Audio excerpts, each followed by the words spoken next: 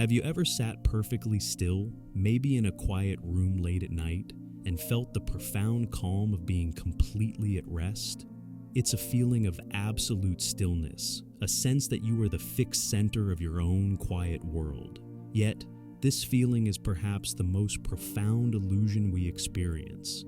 Right now, as you sit there, you are on a cosmic joyride of unimaginable speed.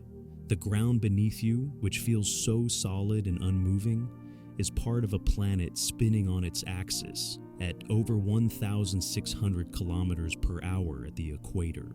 That's faster than the speed of sound. At the same time, this entire planetary vehicle, Earth, is hurtling through the vacuum of space in its orbit around the Sun. Its speed on this track is a staggering 107,000 kilometers per hour.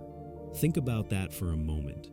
Every single hour you travel a distance that would take a commercial jetliner more than 4 days to cover. But the journey doesn't stop there. Our sun is not a stationary anchor in the cosmos. It is a star among billions, and our entire solar system is being pulled along in a colossal orbit around the center of the Milky Way galaxy.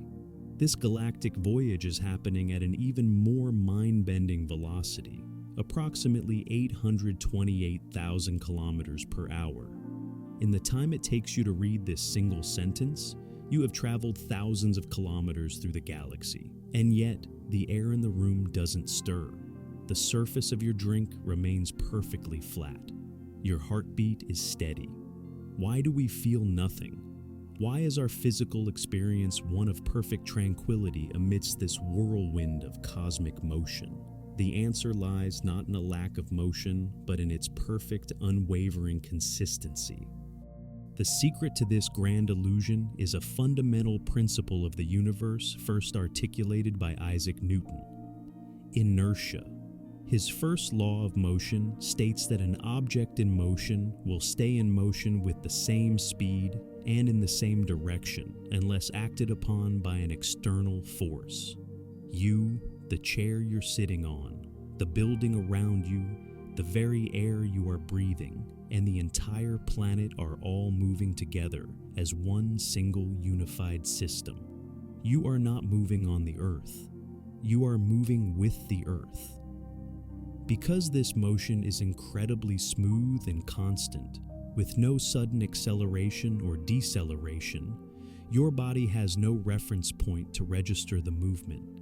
It's the same principle that allows you to walk down the aisle of an airplane cruising at 900 kilometers per hour. As long as the plane's velocity is constant, the environment inside feels just as stable as a room on the ground.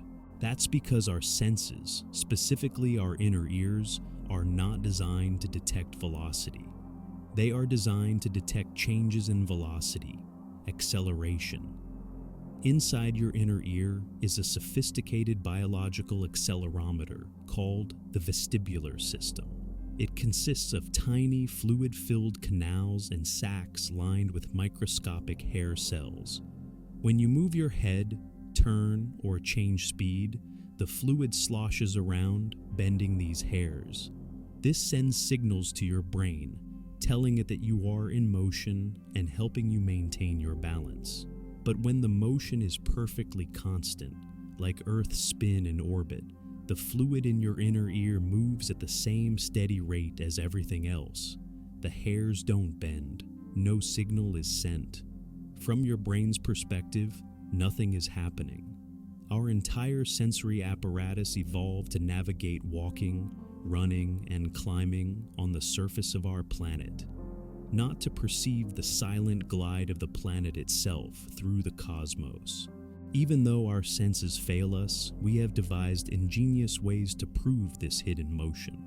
In 1851, the French physicist Léon Foucault provided the first direct, visual evidence of Earth's rotation without looking at the stars. He suspended a heavy iron ball from a long wire inside the Pantheon in Paris, creating a massive pendulum. He set it swinging back and forth in a straight line. As the hours passed, observers noticed something extraordinary. The path of the pendulum's swing appeared to be slowly rotating, but according to the laws of inertia, the pendulum's swing plane should remain fixed.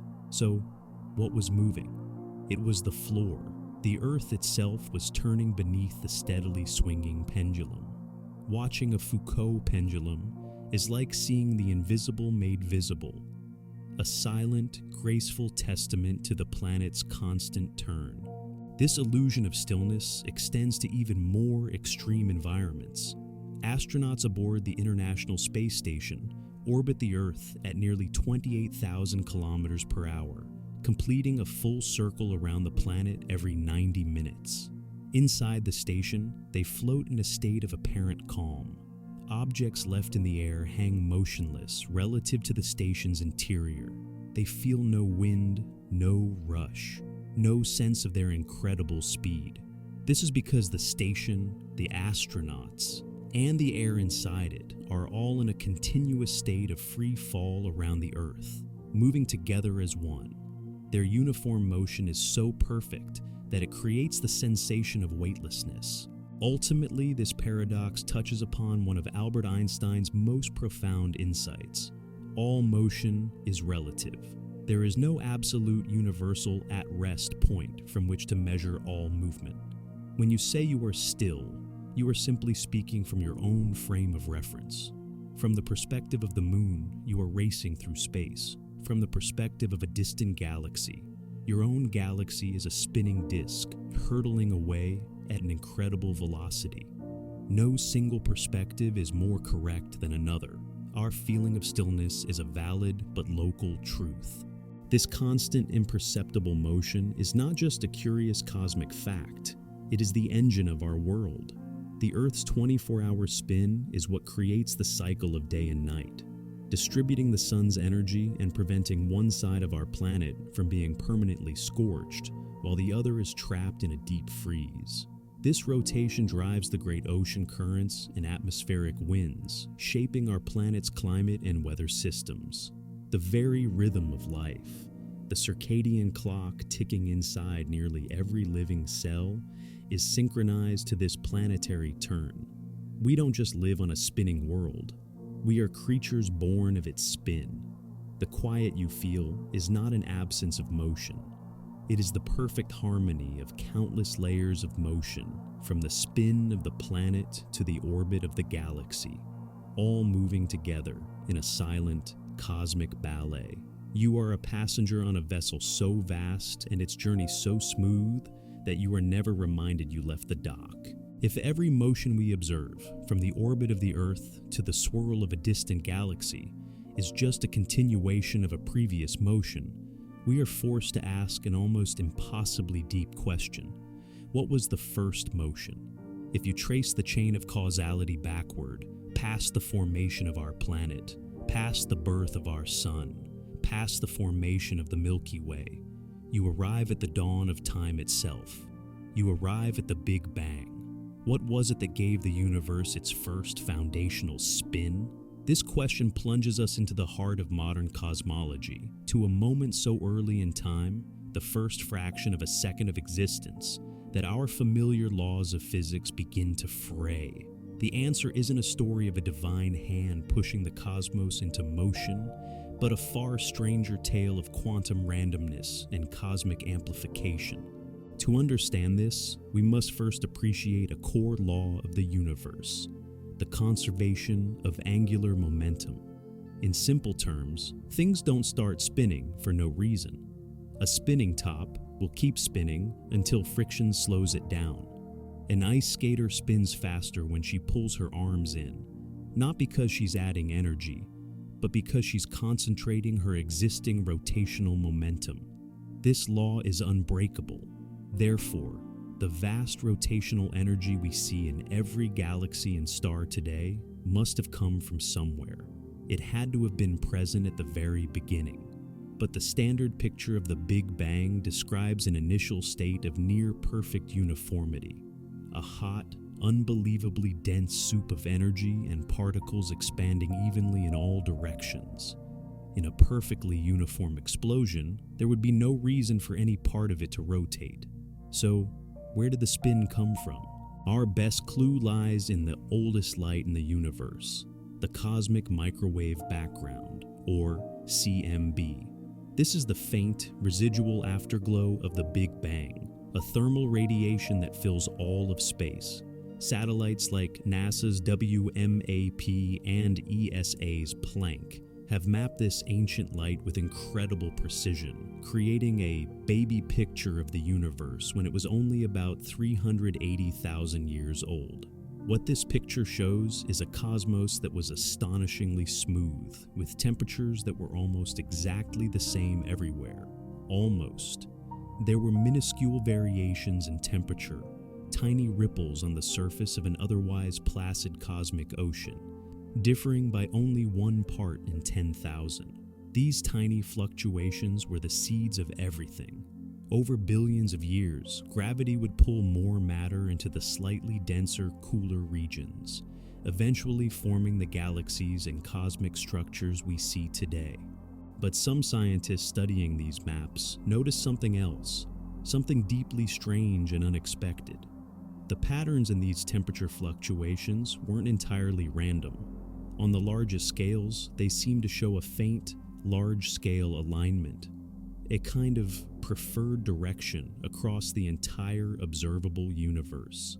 This mysterious alignment was provocatively nicknamed the axis of evil by cosmologists, not because it was sinister, but because it challenged the assumption that the universe should be the same in all directions.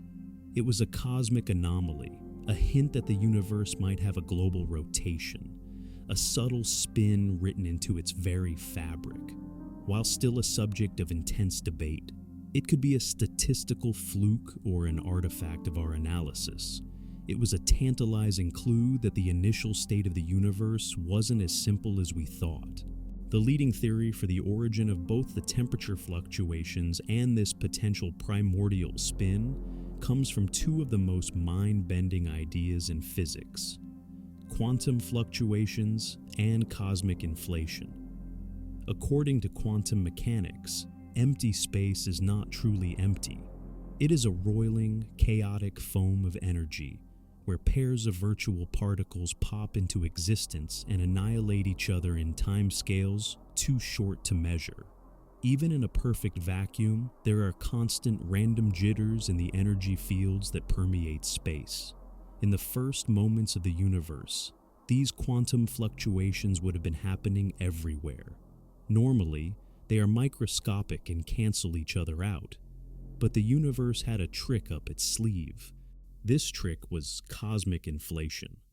Proposed by physicist Alan Guth in the 1980s, inflation theory suggests that in the first tiny fraction of a second after the Big Bang, from around 10 to the negative 36 to 10 to the negative 32 seconds, the universe underwent a period of exponential, hyper-accelerated expansion. It grew from smaller than an atom to larger than a galaxy in less time than it takes light to cross a proton. This incredible stretching event took those tiny microscopic quantum fluctuations and blew them up to astronomical sizes, freezing them into the expanding fabric of space-time. The random energy jitters at the quantum level became the large-scale density differences we see in the CMB. And here's the key. Some of those quantum fluctuations would not have been simple jitters in energy, but tiny random swirls, microscopic eddies in the space-time foam.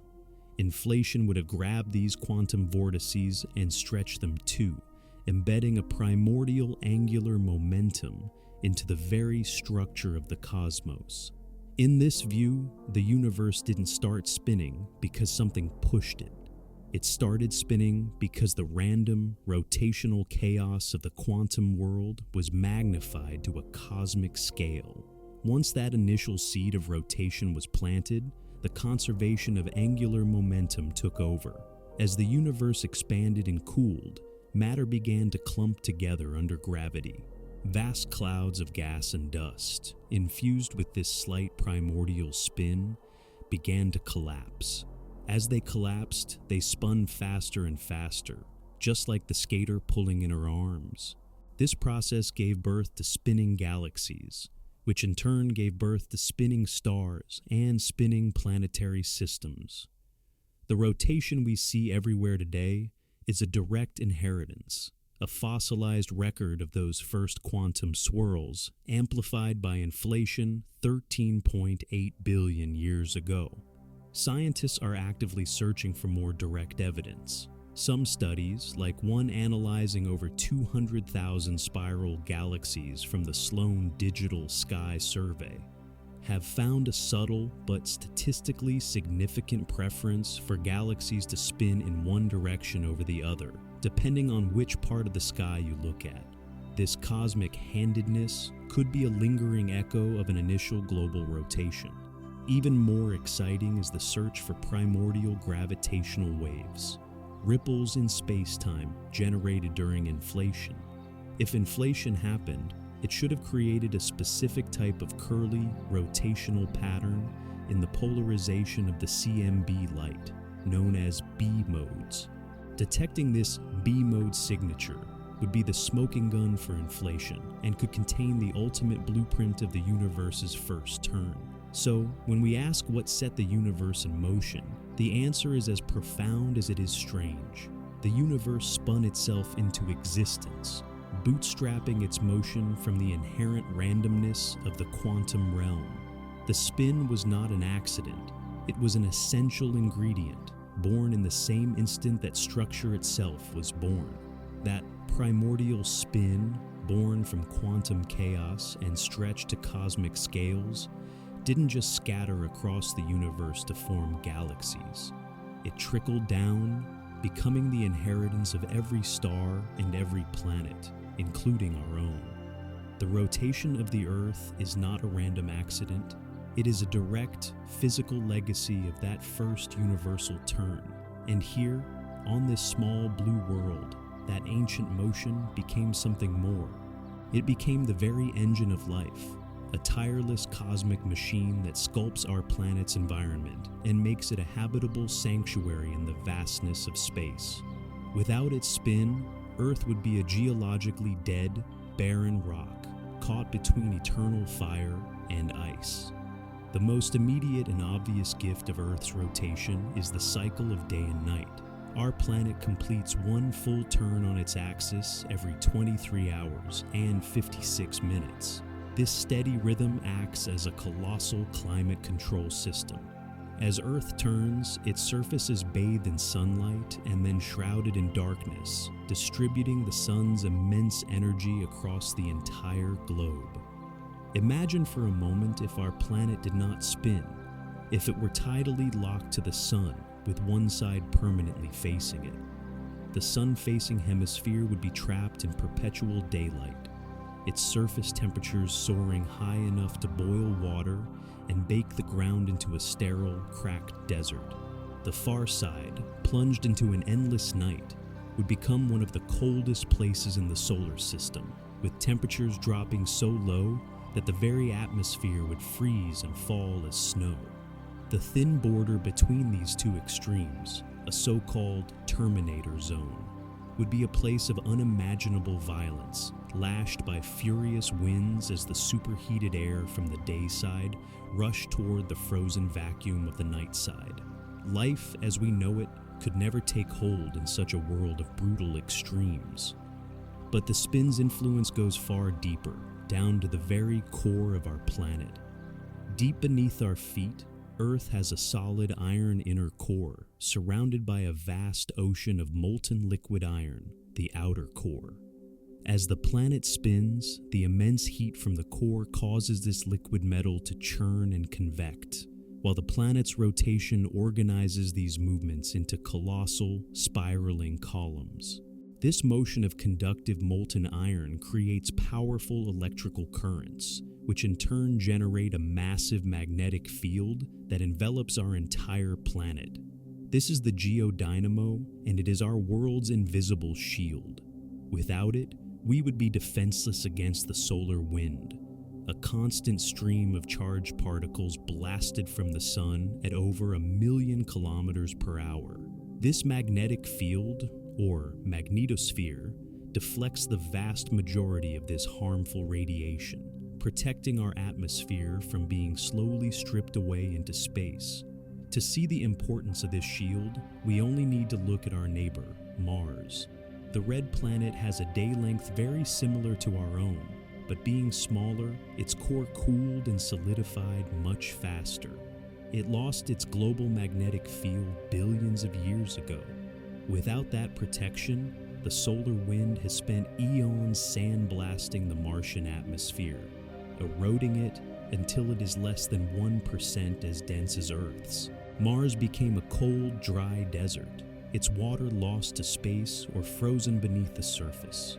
The beautiful, shimmering curtains of light we see in the auroras near Earth's poles are a stunning visual reminder of this shield at work. The visible spectacle of our magnetic field valiantly channeling solar particles away from the surface.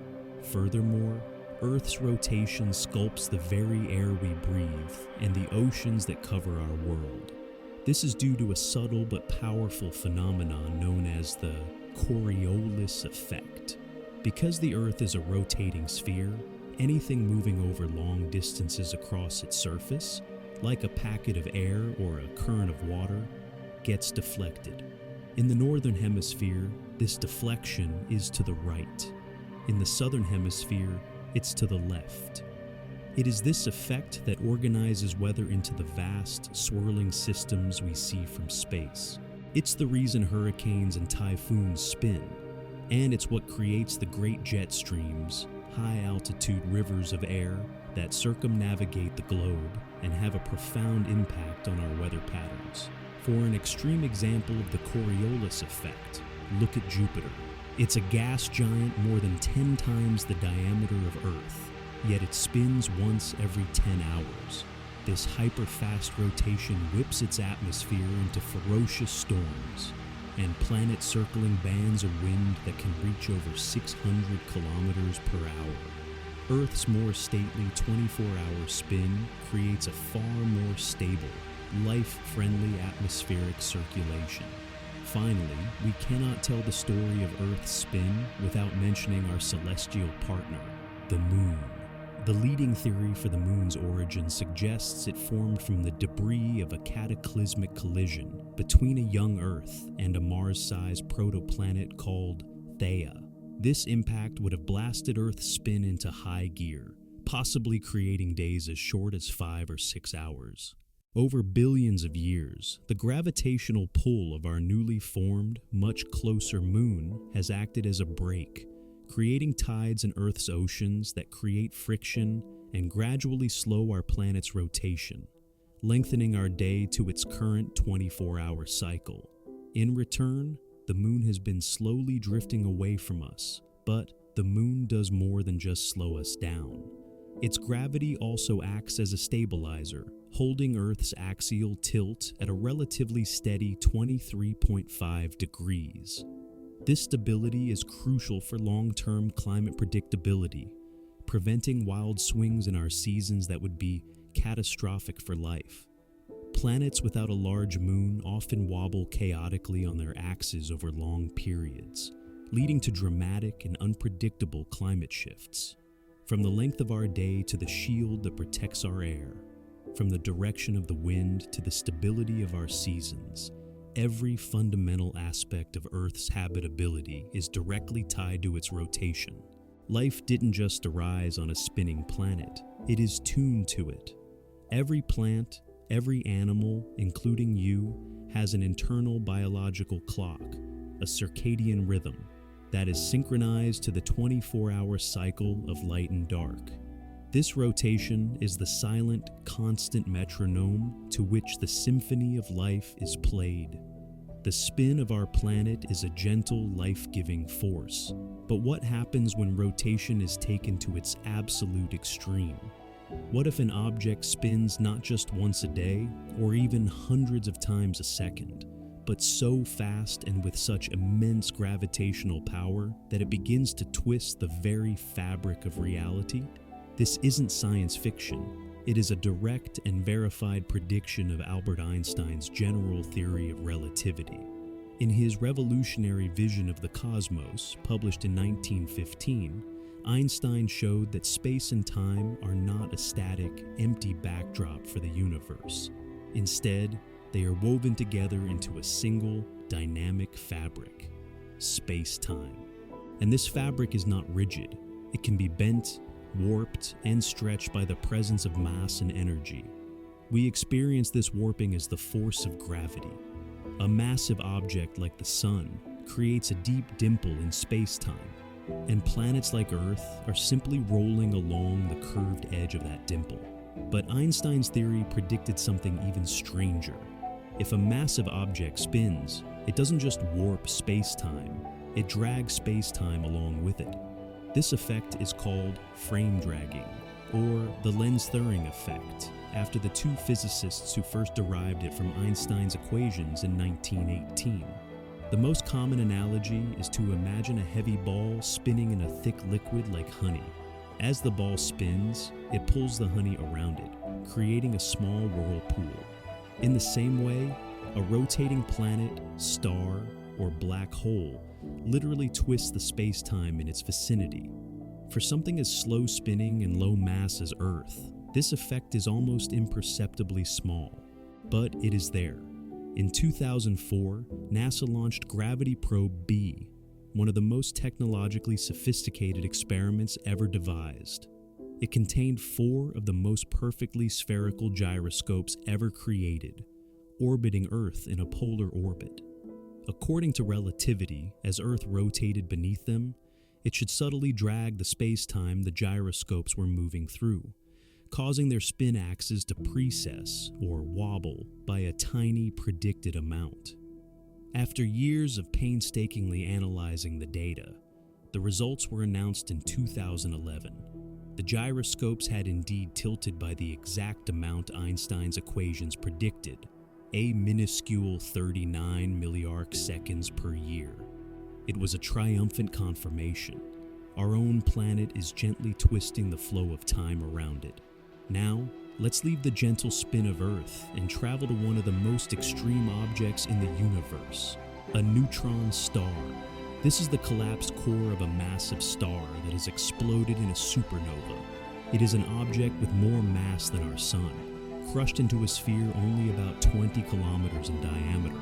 The density is so immense that a single teaspoon of neutron star material would weigh billions of tons.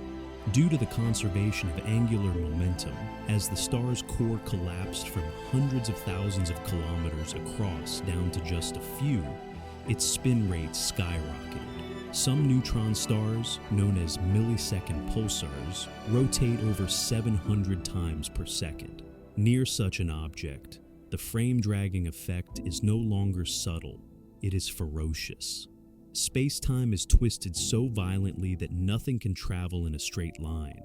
Time itself is also dramatically affected. According to relativity, time runs slower in stronger gravitational fields, and for objects moving at high speeds. Near a rapidly spinning neutron star, both effects are enormous. A clock near its surface would tick noticeably slower than a clock on Earth. This isn't a mechanical failure of the clock. It's a fundamental property of the universe. Time itself is flowing at a different rate. But to witness the ultimate distortion of space-time, we must go to a spinning black hole, also known as a Kerr black hole, named after the mathematician Roy Kerr, who found the exact solution to Einstein's equations for this scenario in 1963. A non-spinning black hole is a simple beast. It has a singularity at its center, and an event horizon, the point of no return. A spinning black hole is far more complex and bizarre. The spin twists space-time so profoundly that it creates a new region outside the event horizon called the ergosphere. The name comes from the Greek word ergon, meaning work, because in theory, energy can be extracted from this region. Inside the ergosphere, the dragging of space-time is so absolute that it is impossible for anything to remain stationary relative to a distant observer. You are forced to rotate with the black hole, no matter how powerful your rocket engines are. Space itself is moving faster than the speed of light in this region. This does not violate relativity because it is space-time itself that is flowing, not an object moving through space-time. The effects on time are even more profound. As you approach the event horizon of a massive, spinning black hole, the gravitational time dilation becomes extreme. For an observer watching you from a safe distance, your clock would appear to tick slower and slower, eventually seeming to freeze entirely as you cross the event horizon. From your perspective, however, time would continue to flow normally, while you would see the entire future of the external universe flash by in an instant. The spin also warps the structure of the singularity. Instead of a single point, the singularity in a Kerr black hole is theorized to be a ring. The mathematics of relativity even suggest that it might be possible to pass through this rotating ring-like singularity and emerge into another region of spacetime, possibly another universe or a wormhole. While this remains highly speculative and likely physically impossible due to other instabilities, it emerges directly from the equations that describe rotating mass. The James Webb Space Telescope has observed the accretion disks of supermassive black holes in distant quasars, where matter is heated to millions of degrees as it spirals inward. The light from this matter is bent and distorted by the black hole's spin, allowing astronomers to measure the rotation rate of the black hole itself. These observations confirm that many of these cosmic behemoths are spinning at close to the maximum possible speed allowed by the laws of physics, dragging and twisting spacetime on a galactic scale. Rotation, when taken to its limit, does more than just move things. It fundamentally alters the geometry of reality and the very flow of existence. We've seen how rotation shapes planets and bends time, but beneath all this cosmic choreography lies a single, unbreakable law. It is a principle so fundamental that it governs everything from the pirouette of an ice skater to the spiral of a galaxy. It dictates that once something is spinning, it cannot simply stop, and nothing can start spinning without an external influence. This is the law of the conservation of angular momentum, and it is the universe's unseen conductor, the invisible hand that ensures the cosmic dance, once begun, continues for eons. It is the reason we can trace the motion of our planet back to the primordial cloud that formed the solar system, and that cloud's motion back to the very first moments of the universe. Angular momentum is, in essence, the quantity of rotation an object has. It depends on three things: the object's mass, how fast it is spinning, its angular velocity, and how that mass is distributed relative to the axis of rotation. A simple, intuitive example is the classic figure skater. When she begins a spin with her arms outstretched, she has a certain amount of angular momentum. Her mass is spread out, so she spins at a moderate speed. But when she pulls her arms in close to her body, she dramatically speeds up. She hasn't pushed off the ice again or added any new energy. So, why does she spin faster? By pulling her mass closer to her axis of rotation, she has decreased her moment of inertia. To keep the total angular momentum constant, as the laws of physics demand, her angular velocity must increase to compensate. The spin gets faster. This isn't a trick. It's a direct consequence of one of the universe's most fundamental conservation laws. Now, let's apply this same principle to the cosmos. The solar system was born from a vast, slowly rotating cloud of gas and dust called a solar nebula. This cloud was enormous, stretching light years across. As gravity began to pull this cloud inward, it started to contract. Just like the skater pulling in her arms, the collapsing cloud had to spin faster to conserve its initial angular momentum. The vast majority of the mass fell to the center to form the sun, but the increasing spin caused the remaining material to flatten into a spinning protoplanetary disk. Within this disk, tiny particles of dust and ice began to stick together, forming larger and larger clumps. These clumps inherited the angular momentum of the disk. continuing to orbit the nascent sun. Over millions of years, these clumps grew into planetesimals and eventually into the planets we see today. Each planet, moon, and asteroid in our solar system still carries a piece of that original primordial spin. The Earth's 24-hour day, Jupiter's 10-hour day, the orbits of all the planets in the same direction around the sun, all of it is a fossil record of the motion of that initial collapsing cloud. Nothing is actively pushing the planets to keep them in orbit or twisting the Earth to keep it spinning. They continue to move because of inertia and the conservation of angular momentum in the near frictionless vacuum of space. The only things that can change this motion are external forces, or torques. The gravitational pull of the moon, for example, exerts a torque on Earth's tidal bulges, which is why our planet's rotation is very, very slowly decreasing. But the angular momentum isn't lost, it's transferred. As Earth's spin slows, the moon's orbital energy increases, causing it to drift slightly farther away from us each year. The total angular momentum of the Earth-Moon system remains constant. This law operates on every scale. When a massive star, many times the size of our sun, reaches the end of its life, its core collapses under its own immense gravity. The star might have been rotating relatively slowly, perhaps once every few weeks. But as its core shrinks from a size of hundreds of thousands of kilometers down to a neutron star just 20 kilometers across, its rotation rate must skyrocket to conserve angular momentum. This is why neutron stars can be born spinning hundreds of times per second. They are the universe's ultimate figure skaters. Similarly, the graceful spiral arms of galaxies are a direct visual manifestation of angular momentum. A galaxy isn't a solid, rotating disk like a vinyl record. It's a collection of billions of individual stars, each in its own orbit. The spiral pattern is a density wave, a traffic jam of stars and gas that propagates through the disk, sustained by the galaxy's overall rotation.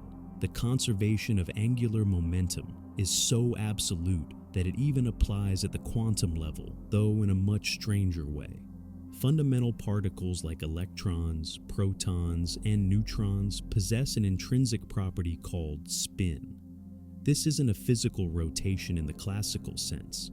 An electron isn't a tiny ball spinning on an axis. Instead, it's a fundamental quantum number, an inherent amount of angular momentum that the particle always possesses, just like it always possesses a certain mass and charge.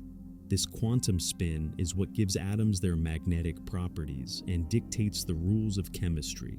For instance, the Pauli exclusion principle, which states that no two electrons can occupy the same quantum state, is a direct consequence of their spin properties. It's this principle that prevents atoms from collapsing and gives matter its structure and volume. The very solidity of the ground beneath your feet is thanks to the conservation of angular momentum at the quantum level.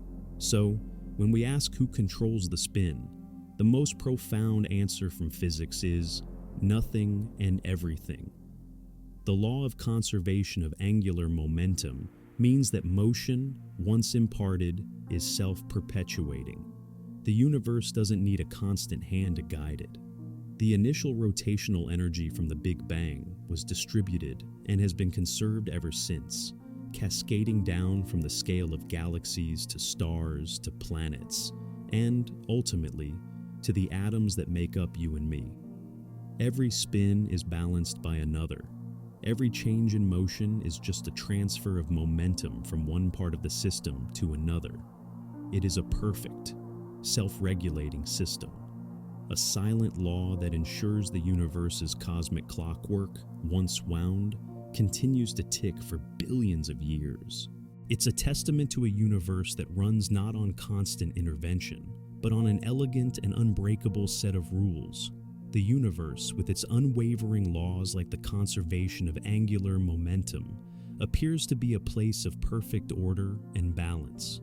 Yet, The most startling secret of our existence is that it began only because that perfection was broken. If the early universe had been truly, perfectly symmetrical, it would have remained a featureless, static void for all eternity. A state of perfect balance is a state of no change, no motion, and no structure. Our cosmos, vibrant with galaxies, stars, and life, is the product not of perfection, but of a fundamental primordial flaw, a tiny crack in the otherwise pristine symmetry of the Big Bang. In physics, a symmetry means that if you change something about a system, its fundamental properties or the laws governing it remain the same. For example, the laws of physics are the same today as they were yesterday, time symmetry, and they are the same here as they are on the other side of the galaxy, spatial symmetry. In the very first moments after the Big Bang, the universe is believed to have possessed a much higher degree of symmetry. The four fundamental forces of nature, gravity, electromagnetism, and the strong and weak nuclear forces, were likely unified into a single, all-encompassing superforce. In this state, all particles were essentially interchangeable, a hot, uniform soup of pure potential. But this state of perfect unity could not last. As the universe expanded and cooled, it passed through a series of critical temperatures, much like water freezing into ice. At these points, the symmetries spontaneously broke. The unified force fractured one by one into the distinct forces we know today. This process of spontaneous symmetry breaking is the key to understanding how anything came to exist at all. A simple analogy is a pencil balanced perfectly on its sharp tip. This is a state of perfect rotational symmetry. It looks the same from all horizontal directions. But it is also incredibly unstable. The slightest quantum vibration or gust of cosmic wind will cause it to topple over. When it falls, it will fall in one specific random direction. The symmetry is broken. It has chosen a direction, and the state of perfect balance is gone. Similarly, as the universe cooled, the fundamental fields that permeate it had to choose a state. One of the most crucial of these symmetry-breaking events involved the Higgs field. In the very hot, early universe, the Higgs field had a value of 0, and all particles were massless, zipping around at the speed of light. But as the universe cooled below a quadrillion degrees, just a 10 billionth of a second after the Big Bang, the Higgs field froze into a non-zero value everywhere in space. This event broke the electroweak symmetry, separating the electromagnetic and weak nuclear forces. More importantly, particles interacting with this newly established Higgs field acquired mass.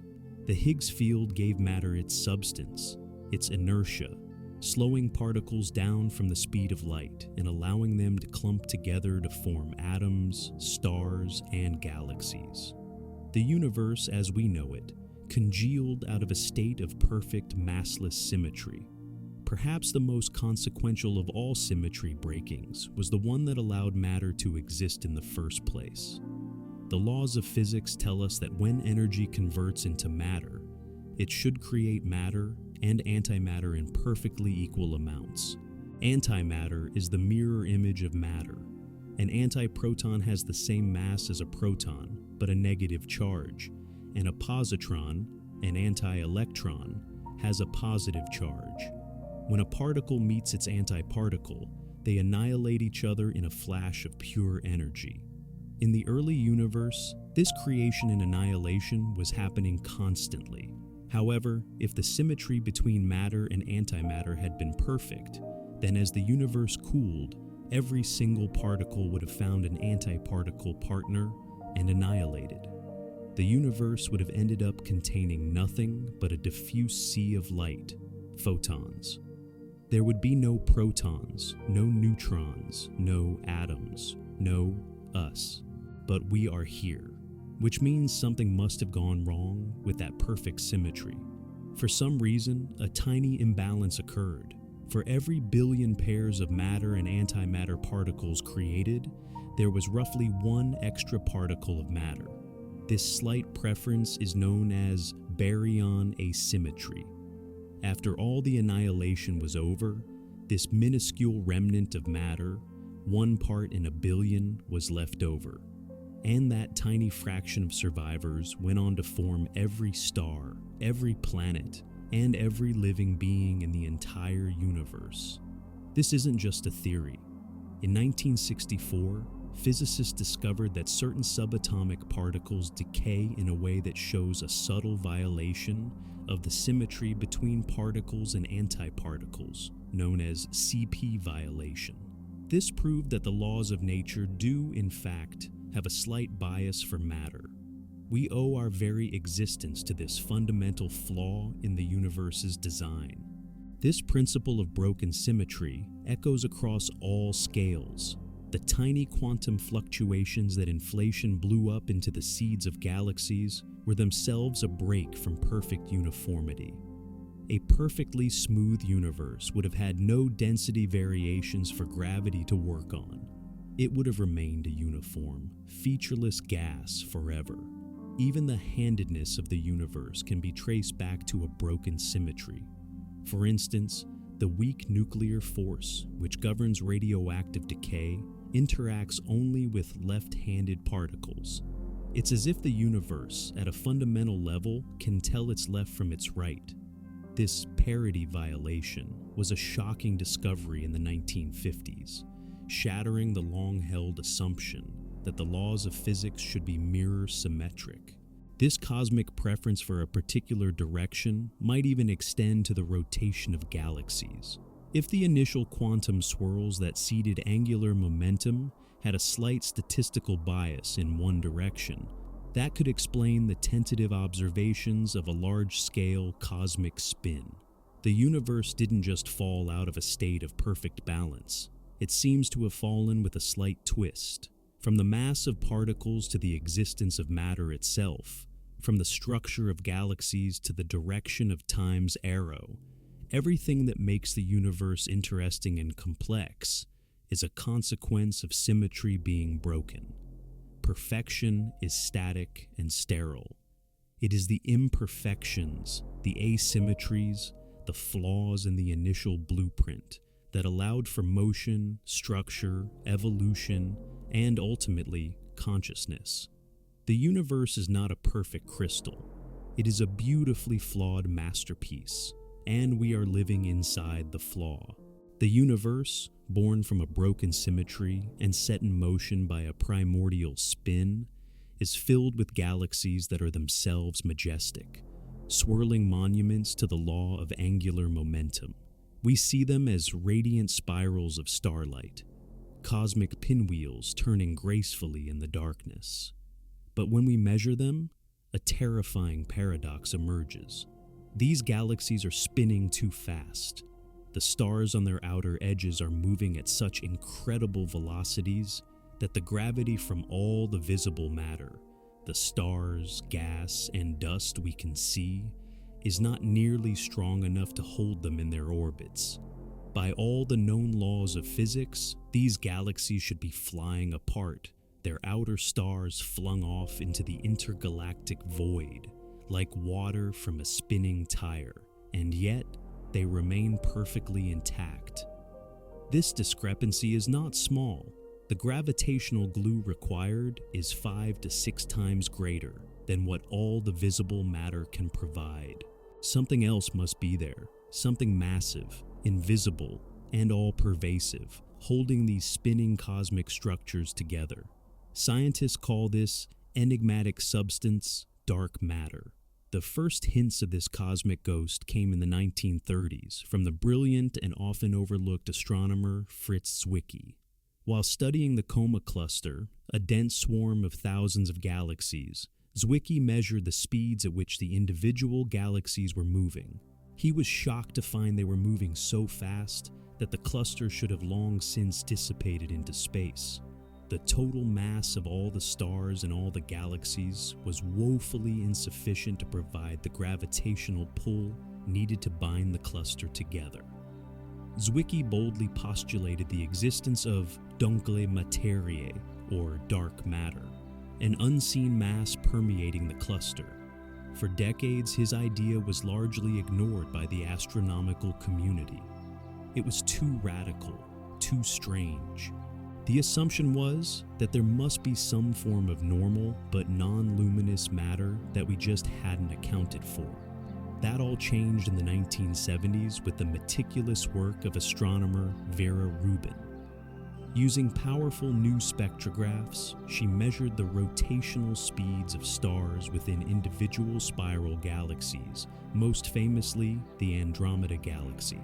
According to Newtonian gravity, stars farther from the dense galactic center should orbit more slowly, just as Neptune orbits the Sun, much more slowly than Mercury. Rubin expected to see the orbital speeds drop off as she looked farther out. Instead, she found something astounding. The rotation curves were flat. Stars at the very edge of the galactic disk were moving just as fast as stars near the center.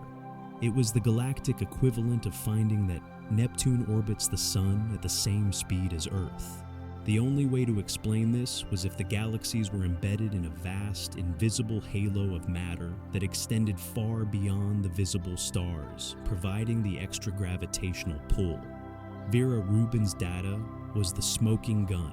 Dark matter wasn't just in galaxy clusters, it was everywhere. Today, the evidence for dark matter is overwhelming and comes from many independent lines of inquiry. One of the most powerful is gravitational lensing. According to Einstein's general relativity, mass warps space-time, causing light to bend as it passes by. A massive object like a galaxy cluster acts like a cosmic magnifying glass, bending and distorting the light from more distant objects behind it. By measuring the degree of this distortion, astronomers can create a map of all the mass in the cluster, both visible and invisible. These maps consistently show that the vast majority of the mass, around 85%, is in the form of dark matter, forming a giant diffuse cloud in which the visible galaxies are embedded. X-ray images show the normal matter, hot gas, clumped in the middle, slowed down by the collision like a cosmic traffic jam. But the gravitational lensing maps show that most of the mass, the dark matter, sailed right through the collision without slowing down at all, now located in two clumps on either side of the hot gas. This provided direct proof that dark matter is real, and that it interacts with itself and normal matter very weakly, if at all, other than through gravity. So, what is this mysterious stuff? That remains one of the biggest unanswered questions in all of science. We know what it's not. It's not just dim stars, black holes, or cold gas, collectively known as machos, as searches for these have failed to account for the missing mass. The leading hypothesis is that dark matter is composed of a new type of fundamental particle, one not included in the standard model of particle physics. The top candidate for many years was the WIMP, or weakly interacting massive particle. These hypothetical particles would be heavy and would interact only through gravity and the weak nuclear force, making them almost impossible to detect. Scientists have built incredibly sensitive detectors deep underground, shielded from cosmic rays, hoping to catch the rare event of a WIMP bumping into an atomic nucleus. Experiments like Elux Zeppelin in the US and Xenointi in Italy have been searching for years with ever-increasing sensitivity, but so far have found nothing. This has led some scientists to consider other, even more exotic candidates, like the axion, a much lighter, hypothetical particle. Whatever it is, dark matter isn't just a passive scaffold for galaxies. It is the primary architect of the cosmic structure we see today. Computer simulations of the universe's evolution show that without dark matter, galaxies would never have formed. The tiny density fluctuations in the early universe were not strong enough for normal matter, which is pushed around by radiation pressure, to clump together on its own. Dark matter, being immune to this pressure, began collapsing into gravitational wells much earlier. It formed the invisible framework, the cosmic web of filaments and halos, into which normal matter later fell, eventually igniting to form stars and galaxies. The universe we see is like the lights on a Christmas tree, tracing the shape of an invisible structure that has been there all along. Dark matter is the ghost that binds the galaxies, the silent partner to gravity that allows the universe to have structure despite its own violent spin. The influence of the universe's primordial spin doesn't stop with the rotation of galaxies or the invisible scaffolding of dark matter. The echoes of that first cosmic turn are written into the fabric of reality on a far more intimate scale, down to the very molecules that form the basis of life itself. Every living thing on Earth, from the simplest bacterium to the complex machinery of the human body, is built with a specific and peculiar handedness. This property, known as chirality, is one of the deepest and most persistent mysteries in biology, and its origins may lie not on Earth, but in the spinning heart of the cosmos. To understand chirality, hold up your hands. They are perfect mirror images of each other, yet they are not identical. You cannot perfectly superimpose your left hand onto your right. This is chirality. Many molecules in chemistry exist in the same way, in left-handed and right-handed versions called enantiomers. Chemically, they are identical. Same atoms, same bonds. In a laboratory, non-biological chemical reactions that produce chiral molecules will almost always create a 50-50 mixture of both left and right-handed forms, a so-called racemic mixture. But life is different. Life is astonishingly selective. The amino acids, the building blocks that link together to form all the proteins in your body, are exclusively left-handed. On the other hand, the sugar molecules that form the backbone of DNA and RNA, the very blueprint of life, are exclusively right-handed. It's a universal rule for all known life. A right-handed amino acid or a left-handed sugar would be like a foreign key that doesn't fit the lock. Life's molecular machinery would reject it. This universal homochirality is a profound puzzle. Why this specific choice? If the early Earth was a prebiotic soup of chemicals, one would expect both left and right-handed building blocks to be present in equal measure. So, what tipped the scales? What broke the symmetry and pushed life down a one-way path? The answer may have come from space, delivered by the light of ancient stars. Light waves can be polarized, and one form of this is circular polarization, where the light's electric field rotates in either a clockwise, right-handed, or counterclockwise, left-handed spiral as it travels. It turns out that when circularly polarized light interacts with a racemic mixture of chiral molecules, it can selectively destroy one enantiomer more than the other. Where would this polarized light come from? In vast, turbulent star-forming regions, the powerful ultraviolet light from young, massive stars scatters off dust grains that have been aligned by interstellar magnetic fields. This process naturally produces circularly polarized light. Scientists at NASA's Ames Research Center and other institutions have conducted experiments showing that bathing a racemic mixture of amino acids in circularly polarized UV light can create a small but significant excess of one-handedness over the other. The theory, therefore, is that the molecular clouds from which our solar system formed were irradiated for millions of years by this polarized starlight, which subtly biased the primordial soup of organic molecules, creating a slight surplus of left-handed amino acids long before Earth even existed. The evidence for this cosmic origin story is compelling. It comes to us in the form of meteorites, which are pristine time capsules from the early solar system. The famous Murchison meteorite, which fell in Australia in 1969, was found to be rich in organic compounds, including over 70 different types of amino acids. When scientists analyzed these extraterrestrial amino acids, they discovered a slight but consistent excess of the left-handed forms, exactly the bias we see in life on Earth. This suggests that the handedness of life wasn't a random choice made on Earth, but was inherited from a pre-existing bias in the building blocks delivered to our planet by comets and asteroids. ESA's Rosetta mission, which rendezvoused with Comet 67P, also detected complex organic molecules, reinforcing the idea that the raw ingredients for life are common in the cosmos and are forged in these interstellar environments. This cosmic chirality might even be linked to a deeper, more fundamental asymmetry in the laws of physics. As we've discussed, the weak nuclear force, which governs certain types of radioactive decay, exhibits a fundamental handedness.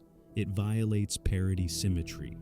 During beta decay, for example, the electrons emitted have a predominantly left-handed spin. Some scientists have proposed that this fundamental asymmetry in particle physics could, through a complex chain of interactions, have influenced the chirality of molecules. The radiation from decaying subatomic particles could have preferentially interacted with one form of a molecule over its mirror image, providing another mechanism for breaking the symmetry on a chemical level. If this is true, then the left-handedness of our amino acids is a direct consequence of the left-handedness of the weak nuclear force. The spin of life would be an echo of the spin of the universe's fundamental particles. The implications are staggering. It means that the specific molecular shape of your DNA is not an accident of terrestrial biology, but a reflection of the physics of the entire cosmos. The spiral written into your very being may have been seeded by the polarized light from a long-dead star, itself a product of galactic rotation and magnetic fields. This suggests that if life exists elsewhere in the universe, it might share the same handedness, having been seeded from the same cosmic template. The direction of life's spin may be a universal, not a local, phenomenon. From the grand sweeping rotation of the Milky Way to the quantum spin of a fundamental particle, a thread of asymmetry runs through the universe, and life appears to have simply picked up that thread and woven it into its own fabric. We are, in the most literal sense, spun from the same stuff as the stars, following a cosmic direction set billions of years ago. Everything that spins must eventually slow down. This is an unavoidable consequence of the laws of thermodynamics and the slow, inexorable march of entropy. The universe, which began in a state of furious, concentrated motion, is gradually unwinding. The cosmic clockwork is running down. While the law of conservation of angular momentum dictates that spin cannot be truly destroyed, it can be and is being transferred, dispersed, and spread so thinly across the expanding fabric of space-time that it will eventually fade into a state of imperceptible stillness. We are living in the vibrant, spinning afternoon of the cosmos, but the long, quiet twilight is coming. We can see this process happening right here at home. The Earth's rotation is not constant.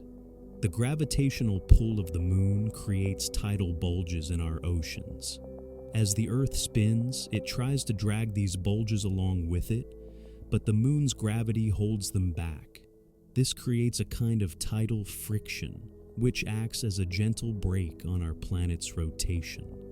The energy lost from Earth's spin is transferred to the moon, pushing it into a slightly higher orbit. Using laser reflectors left on the lunar surface by the Apollo astronauts, scientists can measure this drift with incredible precision. The moon is moving away from us at a rate of about 3.8 centimeters per year. In turn, our day is getting longer by a minuscule but measurable 1.7 milliseconds every century. Billions of years from now, the Earth's rotation will have slowed so much that it will become tidally locked to the moon, with one hemisphere permanently facing it. The dance will be over, the rhythm of the tides silenced. This story of rotational decay is repeated throughout the cosmos. Young stars are typically fast spinners, but as they age, they generate powerful magnetic fields that couple with their stellar winds. These winds carry away not just mass, but also angular momentum, acting as a magnetic brake that slowly but surely decelerates the star over billions of years. Our own sun has been slowing down for its entire 4.6 billion year life. We see this trend across the galaxy. Astronomers can estimate a star's age simply by measuring its rotation rate. On a grander scale, galaxies themselves are losing their spin. The graceful spirals we see today are not eternal forms.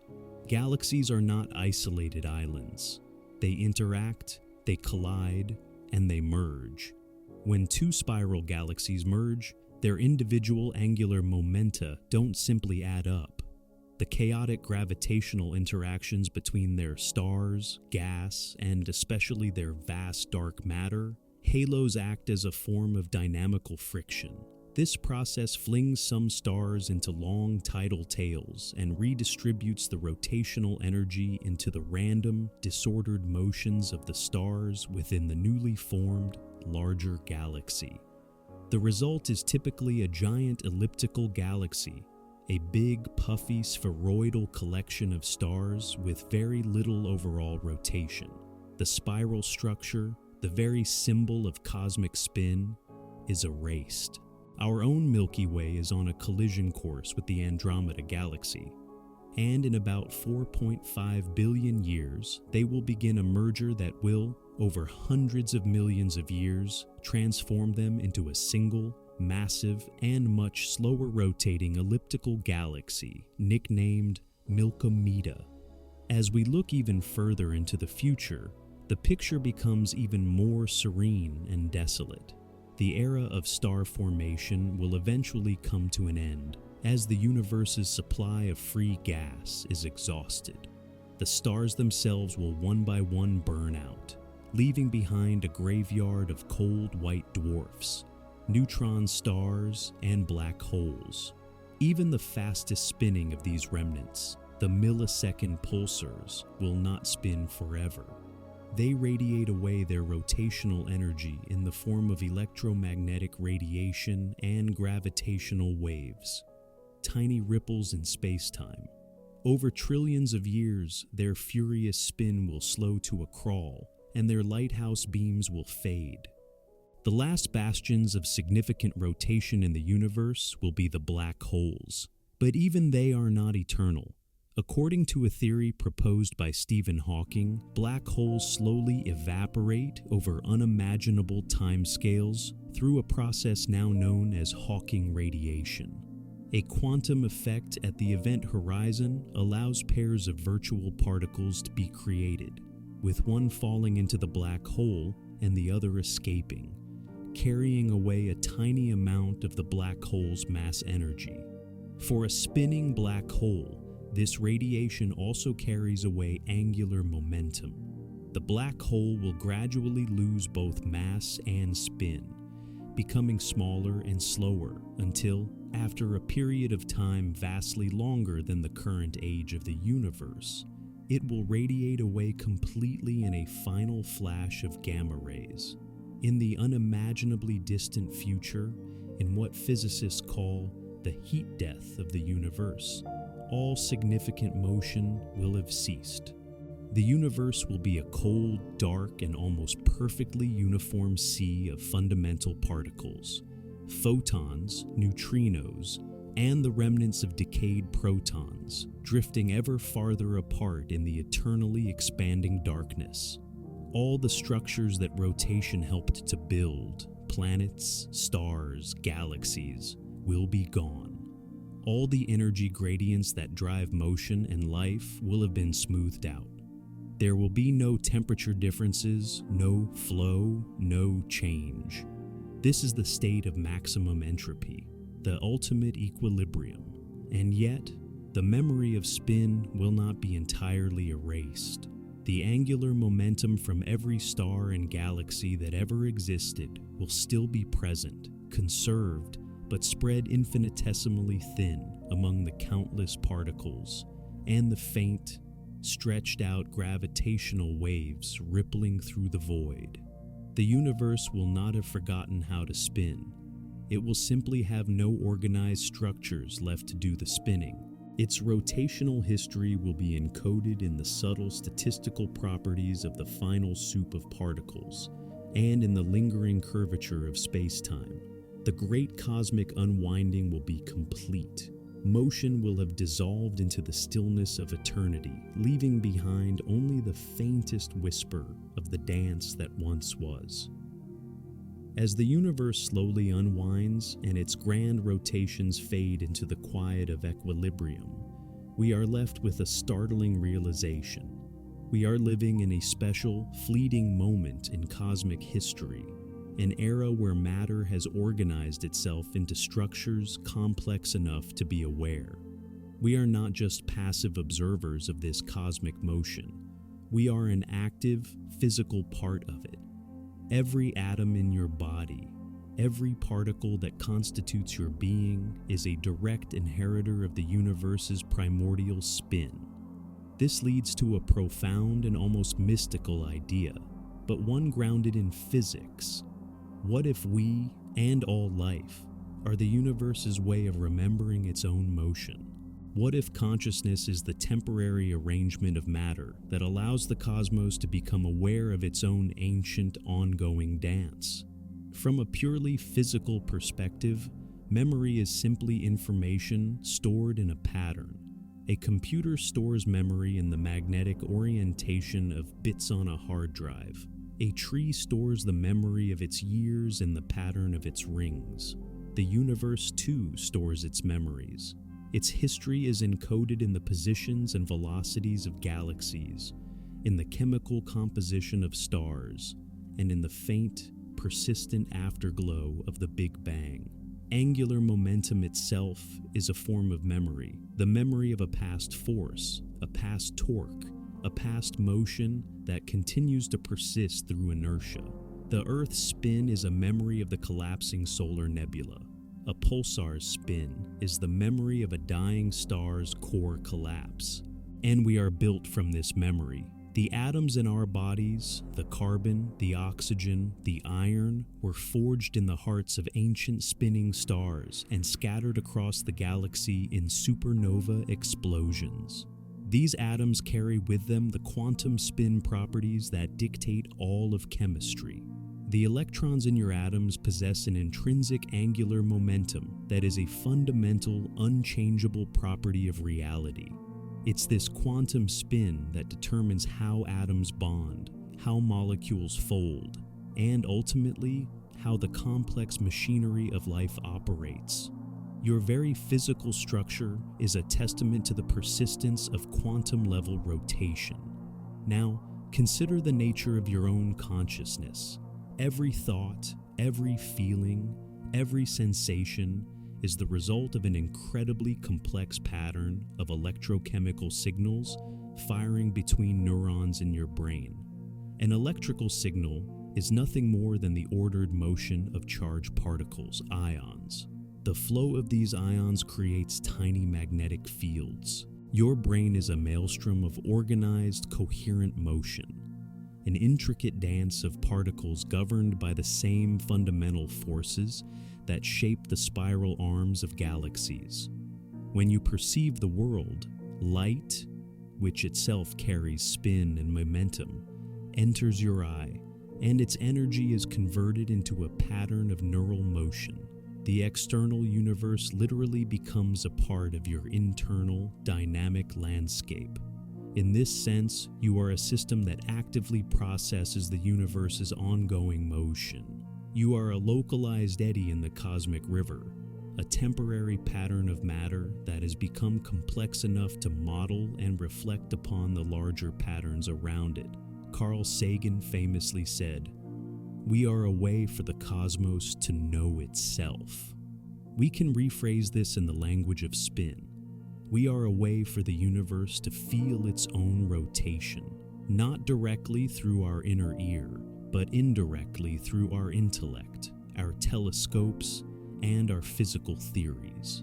When we measure the rotation of a distant galaxy or the wobble of a gyroscope predicted by Einstein, we are using a small, organized part of the universe, our minds and instruments, to comprehend the motion of the whole. This idea dissolves the traditional barrier between the observer and the observed. You are not something separate from the universe that looks at it. You are the universe, looking at itself. The atoms in your brain are the same atoms that once swirled in a protoplanetary disk.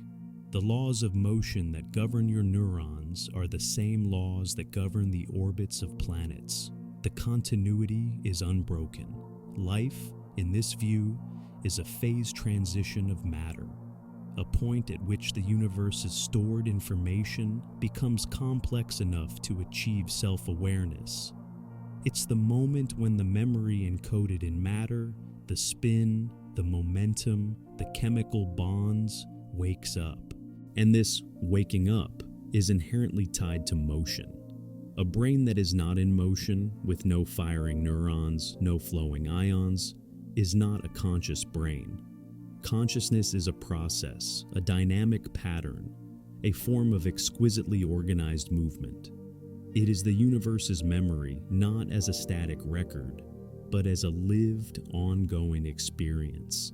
As the universe continues its slow journey towards heat death, this period of self-awareness is likely to be incredibly brief. We have journeyed to the edge of the Big Bang and peered into the fading light of the universe's final twilight. We have seen how rotation shapes worlds, bends time, and gives life its direction. Now, we make the final journey inward, past the scale of planets and stars, beyond the cells and molecules, and into the subatomic heart of the matter that makes you. For it is here, in the realm of the quantum, that the universe's most ancient and fundamental spin resides, not as a memory, but as a constant, unwavering property of existence itself. The stillness you feel is a macroscopic illusion born of uniform motion. But if you could zoom in on a single atom in your body, you would find a universe of ceaseless, frantic activity. Electrons do not orbit their nucleus like tiny planets. They exist as probability clouds, a haze of potential locations. And every one of these electrons, along with the protons and neutrons in the nucleus, possesses a property so fundamental that it has no true classical equivalent: quantum spin. It is not the spinning of a tiny ball. An electron is a point particle. It has no surface to rotate. Instead, spin is an intrinsic, built-in quantity of angular momentum, as fundamental to the particle as its mass or its charge. It's a value that is simply there, a non-negotiable part of its identity, a final, irreducible echo of the universe's inherent motion. This quantum spin is the quiet architect of the tangible world. The particles that make up all matter, like electrons and quarks, are called fermions, and they all have a spin value of 1/2. This half-integer spin subjects them to a profound rule known as the Pauli exclusion principle. This principle is elegantly simple. No two identical fermions can occupy the same quantum state in the same place at the same time. This is the ultimate source of solidity. It is the reason the electrons in an atom are forced into successively higher energy shells, giving the atom its volume and structure. Without the Pauli exclusion principle, all the electrons in every atom would collapse into the lowest energy state, and all matter would shrink into a bizarre, super dense soup. The chair you are sitting on holds you up not because it is truly solid, but because the quantum spin of its electrons refuses to let the electrons of your body pass through them. The feeling of touch itself is an expression of quantum spin. This spin is also the basis of all chemistry. A chemical bond is formed when two atoms share or exchange electrons. The stability of these bonds is dictated by how the spins of the electrons align. Electrons tend to pair up with opposite spins, creating a stable configuration. The entire intricate web of biochemistry that constitutes your body, the folding of proteins, the replication of DNA, the firing of neurons, is a dance choreographed by the rules of quantum spin. It is also the source of magnetism. The spin of an electron creates a tiny magnetic moment, turning it into a microscopic compass needle. When the spins of many electrons in a material align, you get a magnet. The technology of an MRI scanner works by using powerful magnetic fields to briefly align the spin of the protons in the water molecules of your body, and then listening for the radio signals they emit as they relax back into their normal state. When you have an MRI, you are literally mapping your own anatomy using the universe's most fundamental form of rotation. This brings us to the final, unbroken thread. The journey of spin begins with a random quantum fluctuation in the vacuum of the pre-universe. Cosmic inflation grabs this tiny swirl and stretches it to astronomical size, embedding angular momentum into the fabric of space-time. This large-scale rotation guides the formation of galaxies. The conservation of angular momentum causes collapsing gas clouds to spin faster, forming stars and planetary disks. The planets inherit this motion. On those planets, atoms forged in the hearts of long-dead stars. Atoms which possess their own intrinsic quantum spin combine to form life. That life evolves into conscious beings whose every thought is a pattern of motion governed by the same quantum spin. The line is direct and unbroken. The spin of the electron in your fingertip is the universe's oldest story, told in the language of quantum mechanics. So, the next time you feel that profound sense of stillness, embrace it. It is not an illusion to be dismissed, but a deeper truth to be appreciated. It is the feeling of being in perfect harmony with the layers upon layers of motion that carry you through the cosmos. It is the tranquility that comes from all the forces balancing perfectly. But know that beneath that calm surface, within every atom of your being, the universe is still spinning. The quiet is not emptiness. It is a state of perfect dynamic equilibrium, a silent, furious, and beautiful dance that began with time and will only end with it. You are not just a creature made of stardust. You are a creature made of spin. If this quiet journey into the spinning heart of everything has brought you even a small moment of peace or wonder, I am deeply grateful you have spent your time here with me. Every story I tell is a small boat set adrift on a vast ocean, and knowing it has found a harbor with a gentle mind like yours is the greatest reward. A quiet like or a soft tap on the subscribe button is a kindness that helps keep this channel alive, a small gesture that I hold with immense gratitude. Tell me in the comments what time it is in your corner of our spinning planet. There is something truly beautiful in imagining these words drifting across time zones, connecting us all for a brief moment in our shared journey through the darkness. Thank you for being here.